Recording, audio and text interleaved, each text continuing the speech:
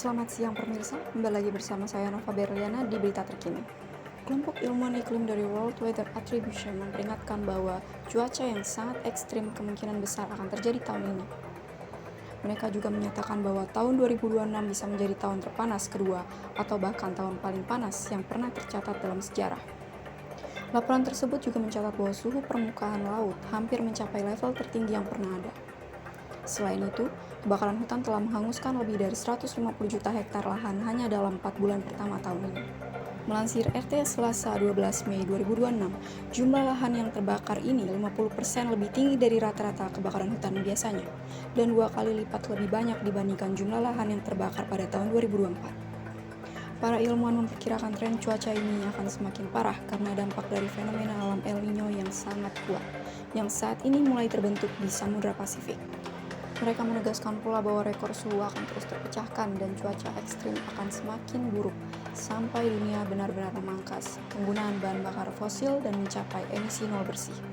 Dr. Daniel Swain dari California Institute for Water Resources menjelaskan bahwa fenomena El Niño yang kuat, bahkan tanpa adanya pemanasan global sekalipun, dapat mengganggu pola hujan di berbagai wilayah dan benua, sehingga meningkatkan resiko banjir.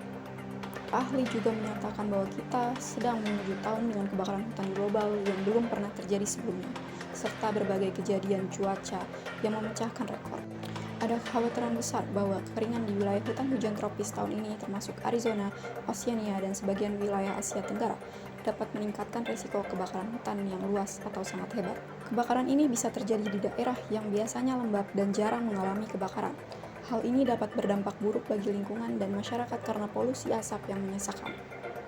Suhu panas memperburuk kualitas udara, memperparah penyakit pernafasan, dan memicu serangan jantung atau stroke.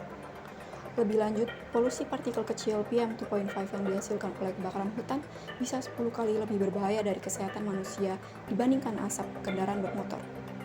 Sebuah studi Lancet tahun 2024 menemukan bahwa 1,53 juta kematian setiap tahun disebabkan oleh polusi udara dari kebakaran hutan. Angka ini 4 kali lipat lebih tinggi dari perkiraan sebelumnya.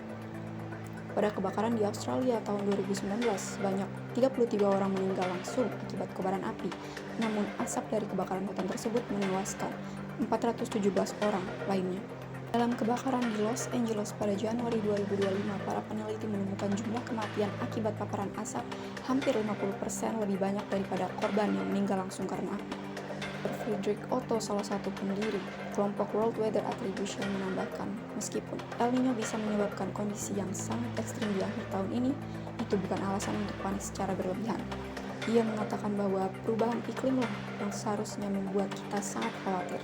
Dan idealnya, kekhawatiran itu bisa diubah menjadi tindakan nyata, karena tidak sebenarnya tahu apa yang harus dilakukan. Kita sudah punya pengetahuan dan teknologi untuk beralih sepenuhnya dan penggunaan bahan bakar fosil. Baiklah pemirsa, sekian berita dari saya Nova Berliana pamit undur diri. Selamat siang dan selamat beraktivitas.